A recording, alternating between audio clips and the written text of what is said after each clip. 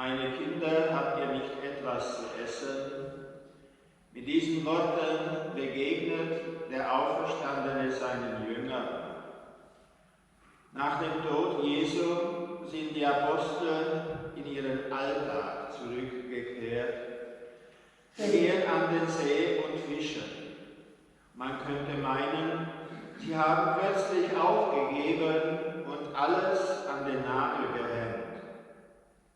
Doch für die Begegnung mit dem Auferstandenen braucht es keinen heiligen Ort. Der Herr, er kommt zu ihnen an ihren Arbeitsplatz. Sie begegnen ihm in ihrem Alltag, aber sie erkennen ihn erst beim gemeinsamen Mahl. Bitten wir den Herrn, dass er auch uns im Alltag begegnet. Und so rufen wir, Herr Jesus Christus, wir vertrauen auf deine Nähe. Herr, erbarme dich. Herr, erbarme dich. Du kommst zu uns als der auferstandene Herr. Christus, erbarme dich. Christus, erbarme dich. Du willst uns nahe sein. Herr, erbarme dich. Herr, erbarme dich. Der Herr erbarme sich unser, er nehme von uns Sünde und Schuld und führe uns zum ewigen Leben. Amen. Ehre sei Gott in der Höhe.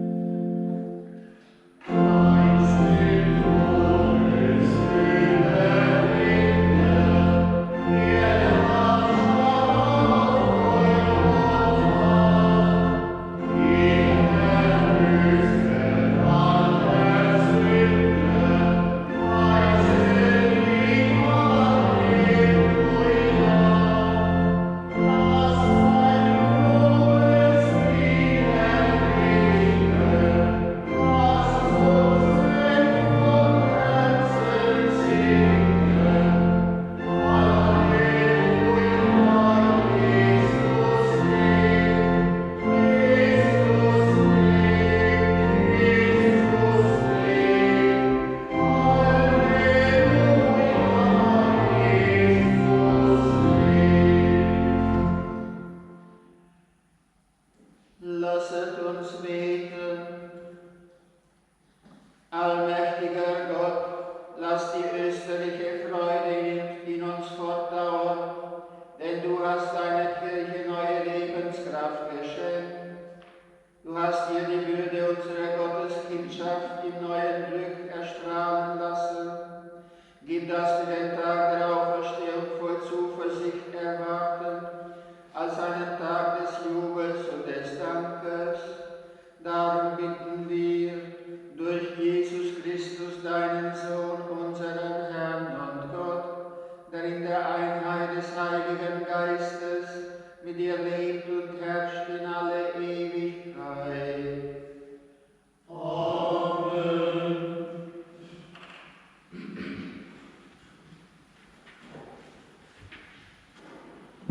Lesung aus der Apostelgeschichte. Am Pfingsttag trat Petrus auf, zusammen mit den 11. Er erhob seine Stimme und begann zu reden. Ihr Juden und alle Bewohner von Jerusalem, Dies sollt ihr wissen. Achtet auf meine Worte. Jesus den Nazoräer, den Gott vor euch beglaubigt hat, durch machtvolle Taten, Wunder und Zeichen, die er durch ihn in eurer Mitte getan hat, wie ihr selbst wisst, ihn, der nach Gottes beschlossenem Willen und Vorauswissen hingegeben wurde, habt ihr durch die Hand von Gesetzlosen ans Kreuz geschlagen und umgebracht.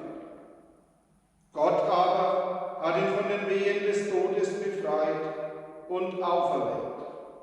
Denn es war unmöglich, dass er vom Tod festgehalten wurde. David nämlich sagt über ihn: Ich habe den Herrn beständig vor Augen. Er steht mir zur Rechten, ich wanke nicht. Darum freut sich mein Herz und frohlockt meine Zunge, und auch mein Leib wird in sicherer Hoffnung ruhen. Denn du gibst mich nicht der Unterwelt preis, noch lässt du deinen Frommen die Verwesung schauen. Du zeigst mir die Wege zum Leben, du erfüllst mich mit Freude vor deinem Angesicht. Brüder und Schwestern, ich darf freimütig zu euch über den Patriarchen David reden. Er starb und wurde begraben, und sein Grabmal ist bei uns erhalten bis auf den heutigen Tag. Da er ein Prophet war und wusste, dass Gott ihm den Eid geschworen hatte, einer von seinen Nachkommen werde auf seinem Thron sitzen, sagte er vorausschauend über die Auferstehung des Christus. Er gibt ihn nicht der Unterwelt preis, und sein Leib schaut die Verwesung nicht. Diesen Jesus hat Gott auferweckt, dafür sind wir alle Zeugen. Nachdem er durch die rechte Hand Gottes erhöht worden war und vom Vater den verheißenen Heiligen Geist empfangen hatte, hat er ihn ausgegossen, wie ihr seht und hört. Wort des lebendigen Gottes. Danach sei Gott.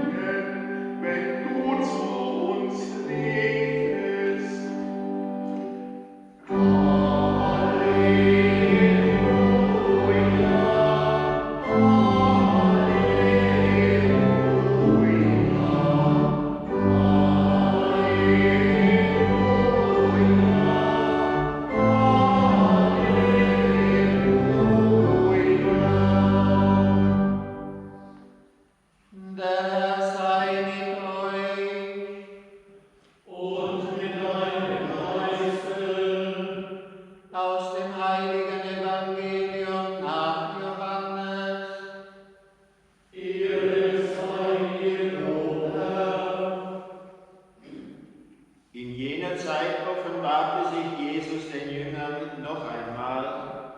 Es war am See von Tiberias und er offenbarte sich in folgender Weise. Simon Petrus, Thomas genannt Didymus Zwilling, Nathanael aus Kana in Galiläa, die Söhne des Zebedäus und zwei andere von seinen Jüngern waren zusammen. Simon Petrus sagte zu ihnen: Ich gehe fischen. Sie sagten zu ihm: Wir kommen auch mit. Sie gingen hinaus und stiegen in das Boot. Aber in dieser Nacht fingen sie nichts. Als es schon Morgen wurde, stand Jesus am Ufer, doch die Jünger wussten nicht, dass es Jesus war. Jesus sagte zu ihnen: Meine Kinder, habt ihr nicht etwas zu essen? Sie antworteten ihm: Nein. Er aber sagte zu ihnen: Werft das Netz auf der rechten Seite des Bootes aus, und ihr werdet etwas fangen. Sie warfen das Netz aus und konnten es nicht wieder einholen, so voller Fische war es. Da sagte der Jünger, den Jesus liebte, zu Petrus: Es ist der Herr. Als Simon Petrus hörte, dass es der Herr sei, gürtete er sich das Obergewand um, weil er nackt war, und sprang in den See. Dann kamen die anderen Jünger mit dem Boot. Sie waren nämlich nicht weit vom Land entfernt, nur etwa 200 Ellen. Sie zogen das Netz mit den Fischen hinter sich her. Als sie an Land gingen, sahen sie am Boden ein Kohlenfeuer und darauf Fisch und Brot. Jesus sagte zu ihnen: Bringt von den Fischen, die ihr gerade gefangen habt. Da ging Simon Petrus und zog das Netz an Land. Es war mit 153 großen Fischen gefüllt, und obwohl es so viele waren, zerriss das Netz nicht. Jesus sagte zu ihnen: Kommt her und esst. Keiner von den Jüngern wagte ihn zu fragen: Wer bist du? Denn sie wussten, dass es der Herr war. Jesus trat heran, nahm das Brot und gab es ihnen, ebenso den Fisch. Dies war schon das 3. Mal, dass Jesus sich den Jüngern offenbarte, seit er von den Toten auferstanden war. Evangelium unseres Herrn Jesus Christus. Lob sei dir, Christus.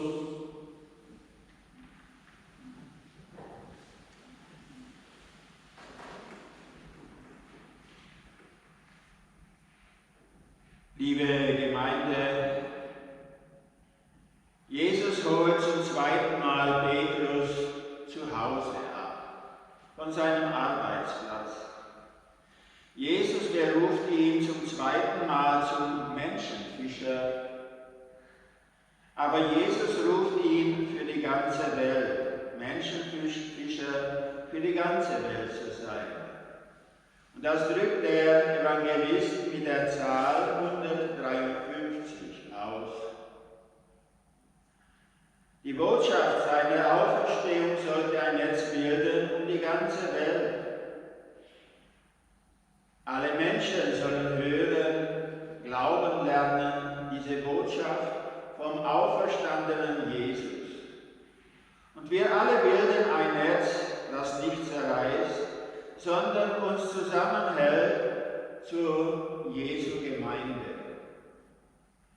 Das ist dass ich heute hier stehe, das zeigt Ihnen, dass es dieses Netz gibt, dass dieses Netz funktioniert, dass Jesus dieses Netz zusammenhält. Gerade jetzt in der Zeit der Pandemie erleben wir, dass wir über das Internet, das Telefon, das Füreinander-Beten sehr eng verbunden, vernetzt sind. Aber schauen wir noch einmal genau hin. Wo ist denn Petrus? Petrus ist dort, wo er vor 3 Jahren war, vor der ersten Begegnung mit Jesus. Er ist bei der Arbeit, die er vor 3 Jahren tat, beim Fischen. Aber er scheint es irgendwie verlernt zu haben, denn er fängt nichts. Und da tritt Jesus zum 2. Mal elementar in sein Leben. Jesus ruft ihn zum 2. Mal von den Netzen weg. Nicht als der Wanderprediger vor 3 Jahren, der damals nichts zu bieten hatte als nur die Botschaft, dass das Reich Gottes nahe ist, dass Gott liebender Vater ist und Jesus sein von ihm gesandter Sohn. Jetzt kommt Jesus als der von Gott beglaubigt worden ist durch die Auferstehung. Da erst gehen Petrus und den anderen Jüngern die Augen auf. Da erst erkennen sie, dass der Gekreuzigte auch der Verherrlichte ist. Da erst erkennen sie, dass sie in die ganze Welt gesandt sind, diese Welt verändernde Botschaft hinauszutragen und ein Netz zu bilden unter allen, die aus der Botschaft leben wollen. 3-mal fragt Jesus den Petrus, ob er ihn liebe. Nicht um ihn klein zu machen, sondern um dem Petrus vor allen Jüngern die Möglichkeit zu geben, neu anzufangen. Neu anfangen mit dem Gekreuzigten, der ihm im Auferstandenen erscheint und begegnet. Jesus holt Petrus zum 2. Mal zu Hause, das heißt von seinem Arbeitsplatz weg. Und er sagt uns, der erste unter den Jüngern wurde zu Hause 2-mal abgeholt. Jesus holt auch uns, seine Jüngerinnen und Jünger von heute, zu Hause ab. Ja, in dieser Zeit kommt er zu vielen nach Hause, durch den Fernseher, durch das Internet, weil sie zu Hause bleiben sollen, um sich und andere vor dem Virus zu schützen. Liebe Gemeinde, Petrus, der steht für uns alle. Und darum steht er für alle Zeiten unserer Kirche vor. Er wird von Jesus 2-mal berufen, damit er das Netz der Kirche bilde, sie halte und leite. Obwohl er doch so schwach ist, aber durch Jesus wird er stark, sehr stark sogar. Er allein schafft es, das Netz an Land zu schaffen. Und das darf uns Mut geben und auch Zuversicht. Jesus ist geduldig, er ruft und ruft und ruft. Er hört nicht auf zu rufen. Jeden Tag, jeden Sonntag neu, damit wir ihm unsere Liebe zeigen, indem wir das Netz der Gemeinde bilden, die einander stärkt im Glauben und einander trägt im Leben. Gerade in dieser schwierigen Zeit, dass eine Gemeinde sich nicht versammeln darf im Haus Gottes, aber trotzdem sich sammelt, um froh und mutig, stark und achtsam Jesus zu folgen. Und Jesus, er lädt uns ein, ihm nachzufolgen, so wie die Apostel ihm nachgefolgt sind. Was haben die Apostel getan? Seine Freunde. Sie sind hinausgegangen und haben Jesus verkündet in Wort und Tat. Und das verlangt er auch von uns, dass wir in Wort und Tat, auch wenn wir nicht beisammen sein können, einander im Gebet unterstützen, gemeinsam beten, eine Gemeinschaft bilden im Netze Jesu, seiner Kirche. Wir sollen einander zugewandt bleiben, einander unterstützen, nicht nur durch Gebet, sondern durch Taten der Nächstenliebe. Dann ist Jesus in unserer Mitte, dann ist er auch uns ganz, ganz nahe und dann können wir ihm mit allen Fasern unseres Lebens nachfolgen. Amen.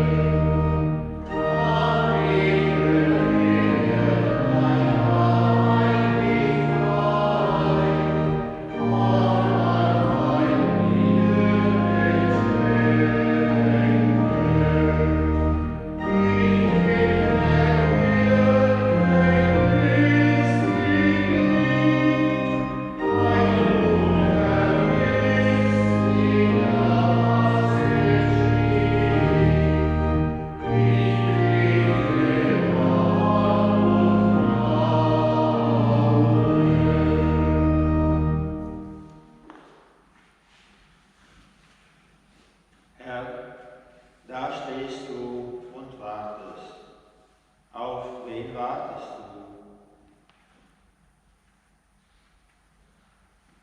Auf alle, die enttäuscht sind von dir. Gehe mit ihnen den Weg, den du mit Petrus gegangen bist. Gehe mit ihnen den Weg. Wir bitten dich, erhöre uns. Auf alle, die ein Kreuz tragen und leiden. Gehe mit ihnen den Weg, den du gegangen bist zur Erlösung hin. Gehe mit ihnen den Weg. Wir bitten dich, erhöre uns. Auf alle, die das Leben lieben und mit Freude genießen. Gehe mit ihnen den Weg, die Gabe Gottes darin zu entdecken. Gehe mit ihnen den Weg. Wir bitten dich, erhöre uns. Auf alle, die erfolglos ihre Netze auswerfen und immer wieder scheitern. Gehe mit ihnen den Weg, trotzdem Mut zum Leben zu finden und nicht zu verbittern. Gehe mit ihnen den Weg. Wir bitten dich, erhöre uns. Auf alle, die sterben wollen, die Erlösung ersehnen und den Weg in deine Ewigkeit gegangen sind. Gehe mit ihnen den Weg, der in deinem Licht sich erfüllt. Gehe mit ihnen den Weg. Wir bitten dich, erhöre uns. Herr, da stehst du und wartest auf uns. Danke, dass du uns beistehst, heute, morgen, alle Tage, bis wir vollendet sind in deiner Ewigkeit. Amen.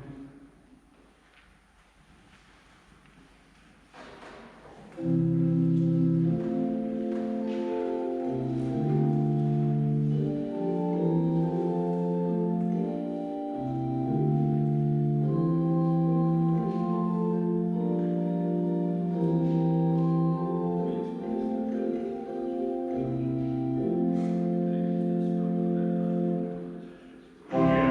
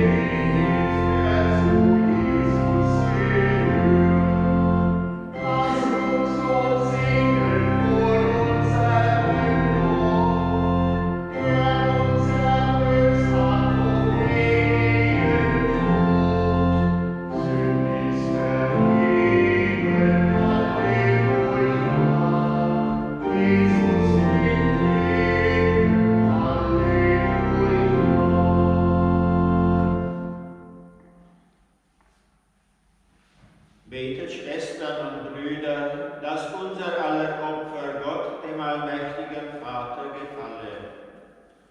Der Herr gebe das Opfer aus seinem Himmel, zum Lobe und Ruhme seines Namens, zum Segen für uns und seine ganze heilige Kirche.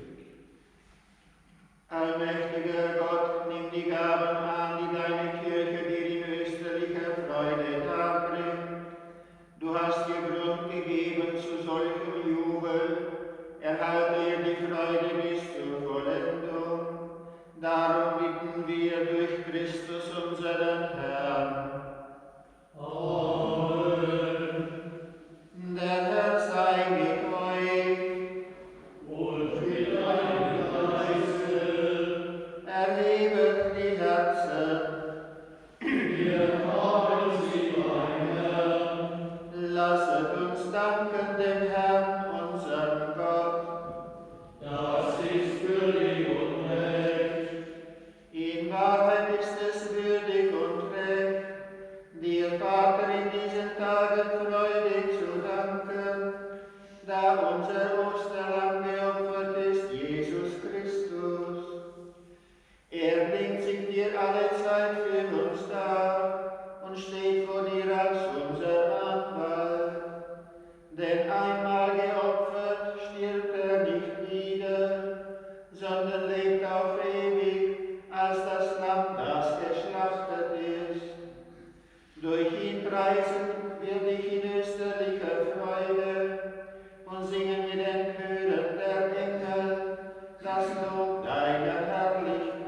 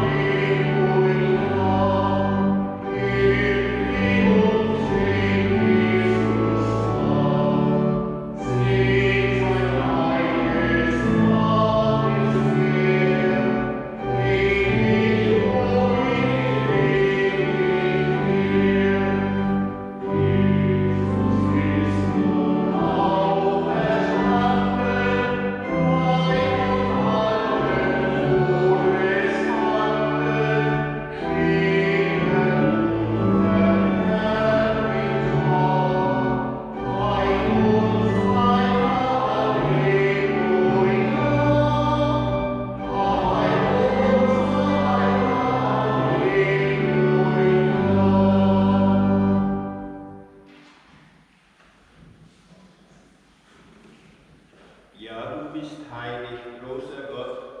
Du liebst die Menschen und bist ihnen nahe. Gepriesen sei dein Sohn, der immer mit uns auf dem Weg ist und uns um sich versammelt zum Mahl der Liebe. Wie den Jüngern deutet er uns die Schrift und bricht das Brot für uns. Darum kommen wir vor dein Angesicht und feiern in Gemeinschaft mit der ganzen Kirche den ersten Tag, den Sonntag als den Tag, an dem Christus von den Toten erstanden ist. Durch ihn, den du zu deiner Rechten erhöht hast, bitten wir dich, sende deinen Geist auf diese Gaben herab und heilige sie, damit sie uns werden, Leib und Blut deines Sohnes, unseres Herrn Jesus Christus. Denn am Abend vor seinem Leiden nahm er beim Mahl das Brot und sagte dir Dank, brach das Brot, reichte es seinen Jüngern und sprach: Nehmet und esset alle davon, das ist mein Leib, der für euch hingegeben wird.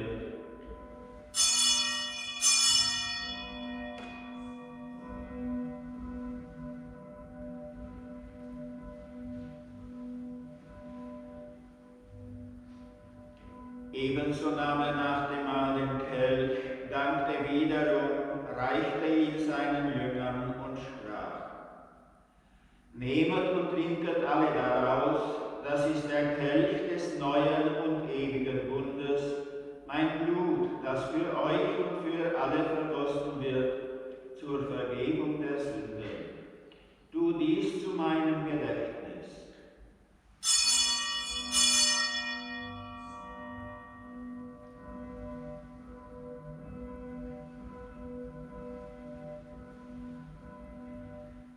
Geheimnis des Glaubens. Deinen Tod, o Herr, verkünden wir und deine Auferstehung preisen wir, bis du kommst in Herrlichkeit. Darum, gütiger Vater, feiern wir das Gedächtnis deines Sohnes, der uns erlöst hat. Durch sein Leiden und seinen Tod am Kreuz hast du ihn zur Herrlichkeit der Auferstehung geführt und ihn erhöht zu deiner Rechten. Wir verkünden dieses Werk deiner Liebe, bis er wiederkommt, und bringen dir das Brot des Lebens und den Kelch des Segens dar. Wir feiern das Opfer Christi, das er uns anvertraut hat. Er hat sich für uns hingegeben und schenkt uns Anteil an seinem Leib und Blut. Wir bitten dich, schau gütig auf die Gabe deiner Kirche und gib, dass wir im Geist deiner Liebe für immer verbunden bleiben, mit ihm und untereinander. Barmherziger Gott, vollende deine Kirche im Glauben und in der Liebe, unseren Papst Franziskus und unseren Erzbischof Ludwig, alle Bischöfe, Priester und Diakone und das ganze Volk, das du dir erworben hast. Öffne unsere Augen für jede Not. Gib uns das rechte Wort, wenn Menschen Trost und Rat suchen. Hilf uns zur rechten Tat, wo Menschen uns brauchen. Lass uns denken und handeln nach dem Wort und Beispiel Christi.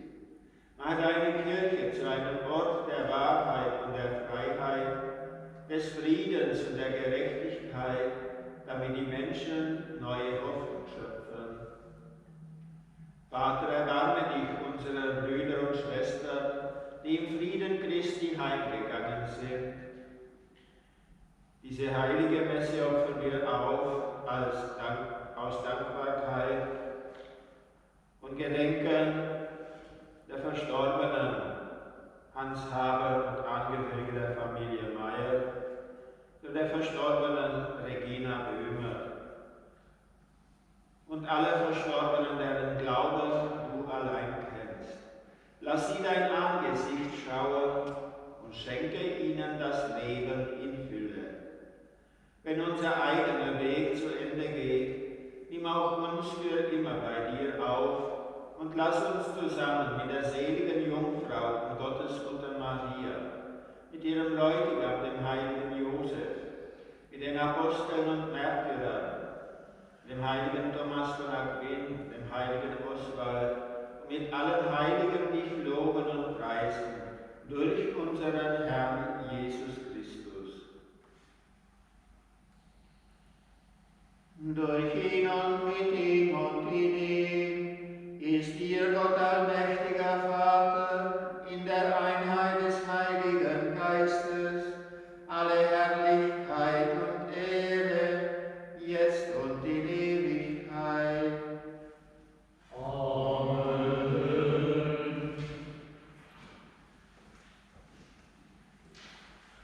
Wir heißen Kinder Gottes und sind es, darum beten wir voll Vertrauen.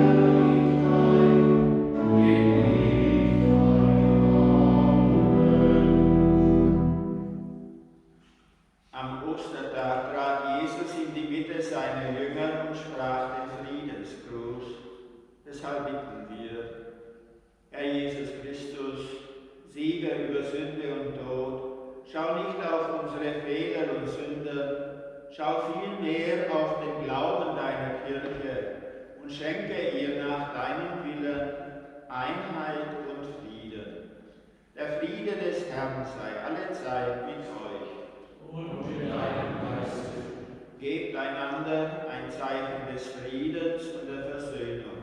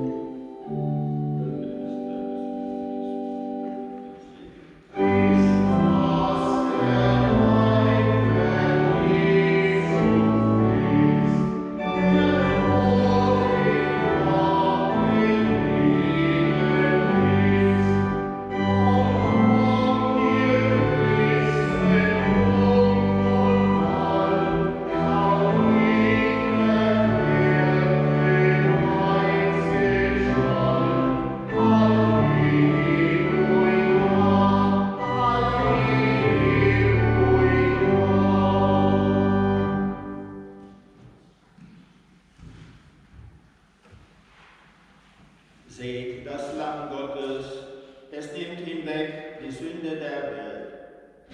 Herr, ich bin nicht würdig, dass du eingehst unter mein Dach, aber sprich nur ein Wort, so wird meine Seele gesund. Selig, die zum Gastmahl des Lammes geladen sind.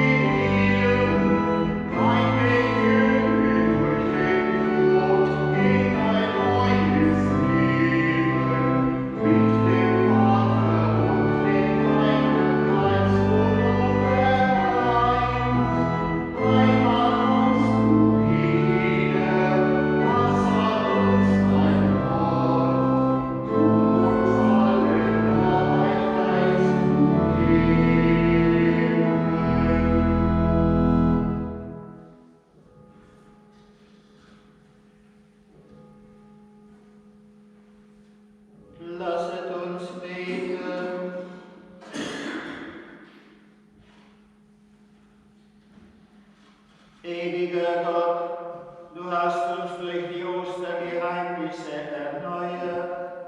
Wende dich uns voll Güte zu und bleibe bei uns mit deiner Schuld, bis wir mit verklärtem Leib zum unvergänglichen Leben auferstehen. Darum bitten wir durch Christus unseren Herrn. Amen.